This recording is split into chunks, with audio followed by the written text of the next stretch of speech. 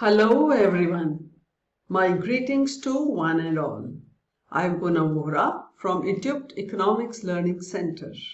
From now onwards, the discussion will be on the development strategies of three nations, India, China and Pakistan.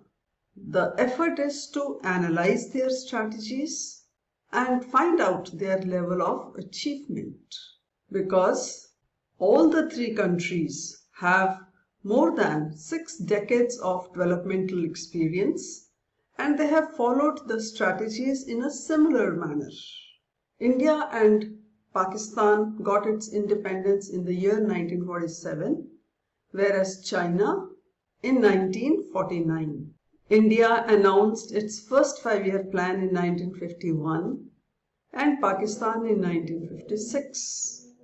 Whereas China made this announcement in the year 1953. Similarly, India initiated economic reforms in 1991, Pakistan in 1988, and China announced its reforms in the year 1978. So let us analyze the strategies of the three nations. The development strategies of the three nations and their comparison is explained through 9 videos.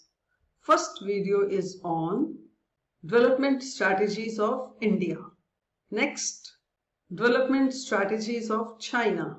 Third, development strategies of Pakistan. Next, comparison is made between India and Pakistan's strategies. Next, comparison is made between the strategies of India and China. Next, a comparison is made about GDP growth of all the three nations. Further, a comparison is made about the sectoral contribution of the three nations. After that, demographic profile of the three nations is compared. And finally, a comparison is made about the human development indicators in India, China and Pakistan. Today's session will focus on the developmental strategies of India. So let us begin. India's approach to development strategy emphasized modernization through self-reliance while enhancing economic and social equity. In order to achieve long and short-term objectives, Indian planning strategies can be split into 2 phases. 1, pre-reform period, that is 1947 to 1991, and 2, post-reform period, that is 1991 onwards. During the pre-reform period, India followed the strategy of planning with greater reliance on public sector along with regulated private sector. Realizing the importance of agriculture as the largest source of employment, the policymakers adopted a twofold strategy, that is to implement land reforms, to remove the institutional bottlenecks, and adopt technological reforms to increase productivity and production.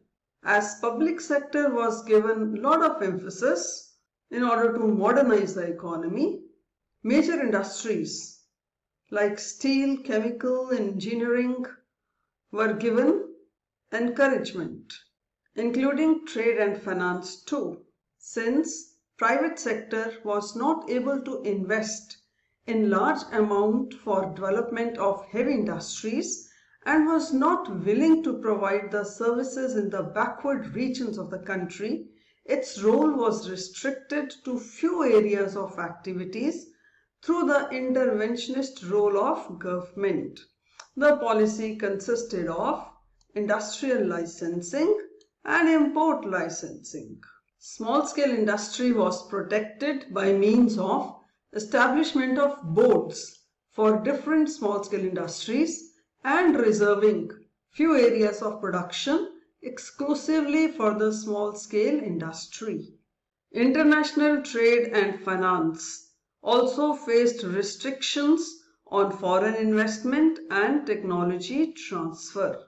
India adopted inward-looking trade strategy where the domestic industry was protected from competition in the international market. Trade and interaction with the outside world remained limited.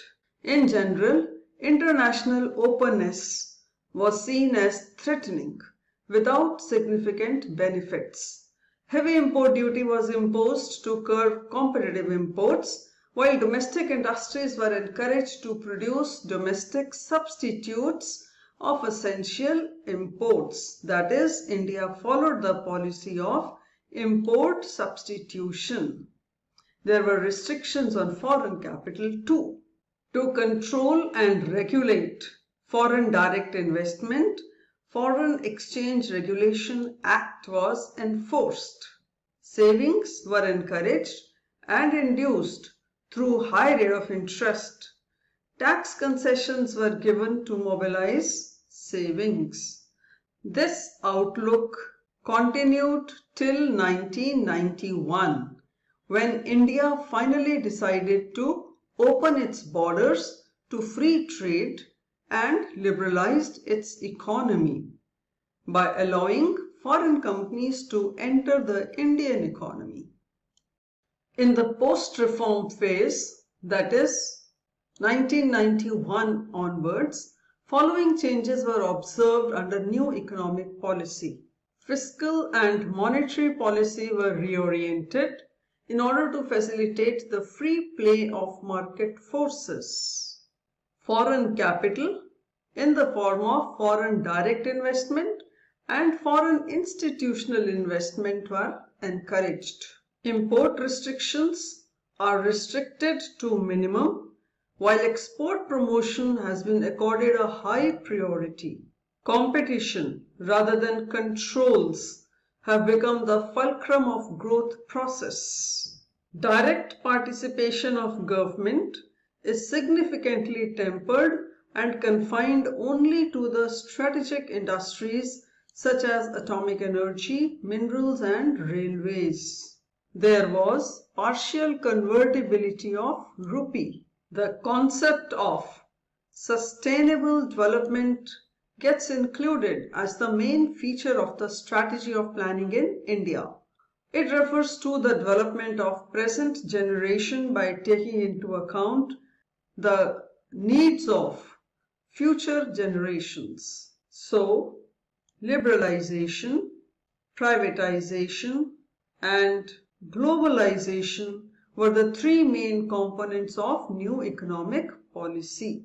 Liberalization of the economy means freedom of the economy from the restrictions of government. Liberalization was expected to break the deadlock of low investment by exposing the economy to the forces of demand and supply. Privatization refers to allowing private sector to enter in those areas of production which were previously reserved for public sector. Also, existing public enterprises were either wholly or partially sold to private sector.